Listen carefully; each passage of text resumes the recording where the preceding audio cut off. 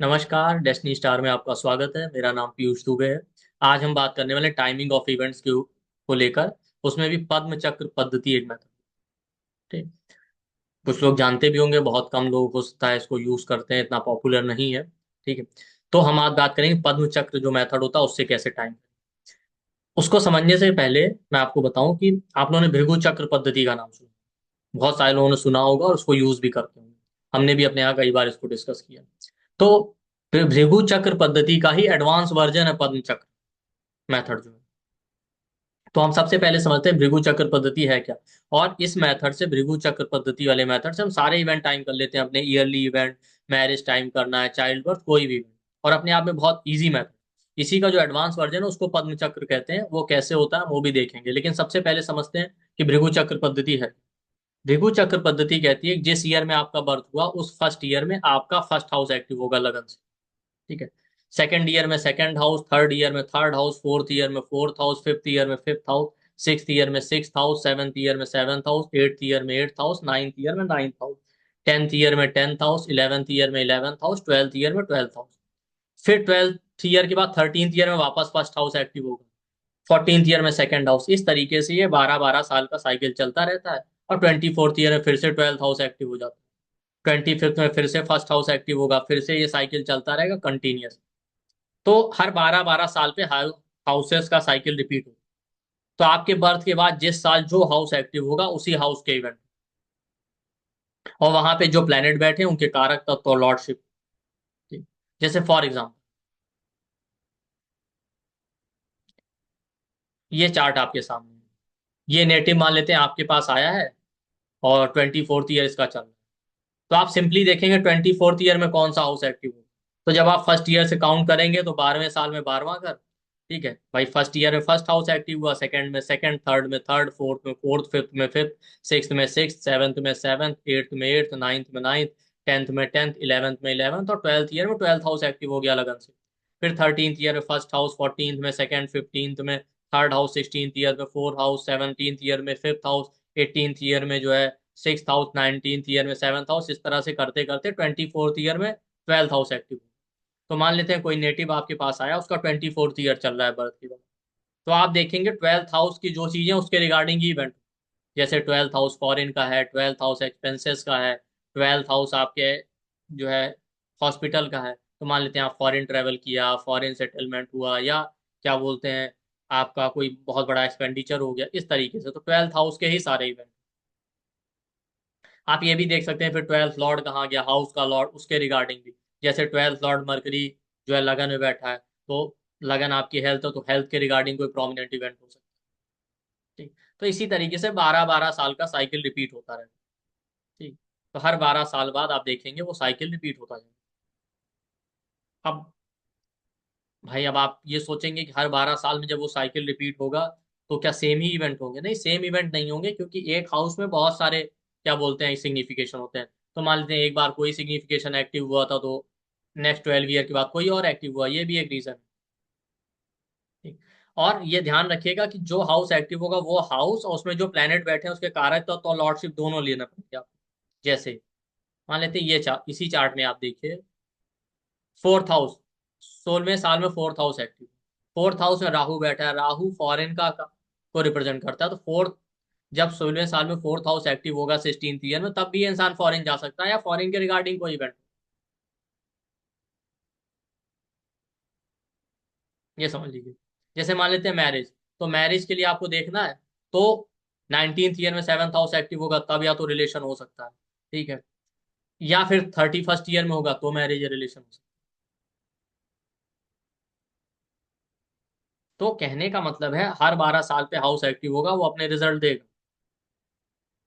ठीक है। तो इससे आप बड़े इवेंट भी टाइम कर सकते हैं, मैरिज है, चाइल्ड बर्थ है। और ये भी देख सकते हैं करंट ईयर का। भाई मान लीजिए अभी मेरी एज चल रही है 35 की, 35th ईयर में मेरा 11th हाउस एक्टिव हुआ। तो सारे इवेंट 11th हाउस के होंगे, इनकम, सैलरी, गेन्स, बड़े भाई बहनों के लिए। 11th लॉर्ड लगन में बैठा है, हेल्थ को लेके कोई इवेंट हो सकता है, इस तरीके से।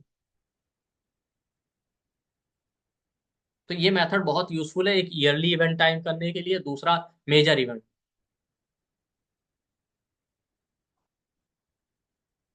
ठीक। तो सिंपल है बस, एक एक साल में एक एक हाउस एक्टिव होता जाएगा, 12 12 साल पे साइकिल रिपीट होगी। जैसे मान लेते हैं थर्ड हाउस, ठीक है, थर्ड हाउस कब एक्टिव हो रहा है? ठीक, थर्ड हाउस 15th ईयर में एक्टिव होगा और 27th ईयर में। ठीक, तो 27th ईयर में जब थर्ड हाउस एक्टिव होगा तो वहां सैटर्न बैठा है, सैटर्न अपने रिजल्ट देगा, करियर के इवेंट हो सकते हैं। ये सैटर्न फोर्थ हाउस का लॉर्ड है, तो प्रॉपर्टी, फोर्थ हाउस प्रॉपर्टी का, उसके इवेंट। और थर्ड हाउस में बैठा है सैटर्न, तो third house in general travel का है, कोई ट्रेवल भी हो सकता है, छोटे भाई बहनों की लाइफ में कोई इवेंट हो सकता है। अब वो इवेंट कौन से होंगे, इसके लिए आपको देखना पड़ेगा चार्ट में योग कौन से बने। देखिए इतने सारे इवेंट हो सकते हैं और एक साल में कई इवेंट हो जाते हैं। जैसे थर्ड हाउस जब एक्टिव हुआ तो थर्ड हाउस में फोर्थ लॉर्ड सैटर्न बैठा, तो फोर्थ हाउस प्रॉपर्टी का, third house loss of property, तो हो सकता है उस समय घर चेंज करें, प्रॉपर्टी सेल कर दें। इस तरीके से योग आपको बनाने आने चाहिए, वो तो बेसिक का पार्ट। क्योंकि टाइमिंग होने करते समय इवेंट वही होंगे जिसका प्रॉमिस या योग होगा। अगर योग नहीं है तो नहीं होगा। मान लेते हैं आपके चार्ट में मैरिज का योग ही नहीं है, तो फिर कोई भी मेथड आप लगा लीजिए टाइम करने के लिए, वो नहीं होने वाला। तो ये अपने आप में सबसे सिंपल मेथड है और ये हमेशा काम करता है। अब इसमें एडवांस ये है कि लोग लगन से भी यूज करते हैं, कुछ लोग इसको लगन और मून चार्ट दोनों से यूज करते हैं। ठीक, और इसमें एक और इम्पॉर्टेंट स्टेप, एक इम्पॉर्टेंट स्टेप ये है कि भाई 12 12 साल में सेम हाउस रिपीट। तो ये भी एक डाउट है कि हर बार जब हाउस एक्टिव होगा, मान लेते हैं ट्वेल्थ हाउस को आपने लिया, 12th ईयर में भी ट्वेल्थ हाउस एक्टिव हुआ, 24th में भी एक्टिव हुआ, तो क्या सेम इवेंट? तो नहीं, सेम इवेंट नहीं होंगे, बहुत सारे डिफरेंट इवेंट होंगे, बट होंगे जरूर। ये तो कन्फर्म है उस हाउस को लिए।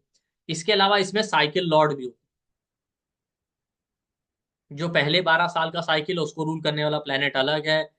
सेकंड जो साइकिल आएगा उसको रूल करने वाला प्लेनेट अलग है, थर्ड जो साइकिल आएगा उसको रूल करने वाला प्लेनेट अलग है। तो अपने आप में एक एडवांस कॉन्सेप्ट है, तो आपको अलग अलग साइकिल लॉर्ड भी पता होने चाहिए अगर आप बहुत एडवांस लेवल पे इस टेक्निक को मास्टर कर।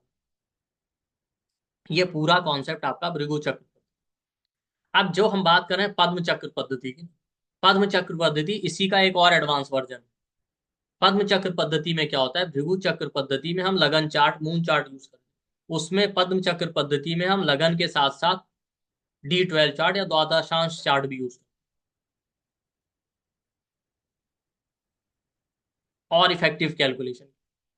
उसका सबसे बड़ा रीजन ये कि देखिए लगन चार्ट क्या होता है, 2 2.5 घंटे तक सेम रहता है, उस समय जिन जिन का बर्थ हुआ होगा सबकी लाइफ में सेम इवेंट होगा। ये तो पॉसिबल है नहीं। तो जब आप डिविजनल चार्ट पे जाते हैं तो टाइम स्पैन जो है नैरो हो जाता है। जैसे नौमांश आपका 10 से 12 मिनट पे चेंज होता है, तो कहाँ 2.5 घंटे का स्पैन, कहाँ 12 मिनट का स्पैन, तो ज्यादा स्पेसिफिक होगा। इसी तरीके से जब आप D12 में जाते हैं तो वो ज्यादा और ज्यादा स्पेसिफिक हो जाता है। तो सेम भृगु चक्र पद्धति का मेथड कुछ डिफरेंट कॉन्सेप्ट्स के साथ D12 में हम यूज करते हैं, लगन चार्ट के साथ साथ। अलग नहीं, लगन चार्ट को भी लेते हैं और D12 को। और इसी तरीके से आप मैरिज है, चाइल्ड बर्थ है और अपने ईयरली इवेंट को टाइम, तो तब हम इस मेथड को पद्म चक्र मेथड।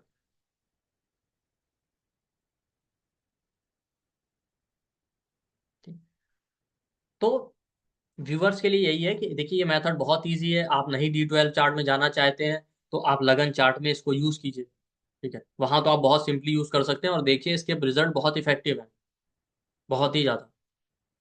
ठीक, और आप अननेसेसरी डाउट मत रखिए कि अरे 12 12 साल में सेम हाउस एक्टिव होगा तो क्या सेम इवेंट होगा। भाई कुछ हो ना हो, लेकिन आप ये देखेंगे कि उस हाउस के इवेंट आपको मिलते जरूर हैं, चाहे वो जो भी इवेंट, वो ओवरऑल चार्ट पे डिपेंड करेगा और मिलेंगे जरूर।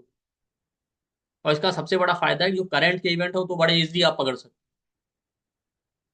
आप नहीं भी D12 चार्ट में जाना चाहते। बट हाँ, अगर कोई जो है इसको लगन चार्ट, मून चार्ट के साथ साथ D12 चार्ट में यूज करना सीख लेता है, तो ये अपने आप में बहुत ही सॉलिड एक प्रिंसिपल है। क्योंकि D12 आपका बहुत नैरो डाउन हो जाता है, लगन चार्ट जैसा मैंने कहा 2 2.5 घंटे तक सेम है।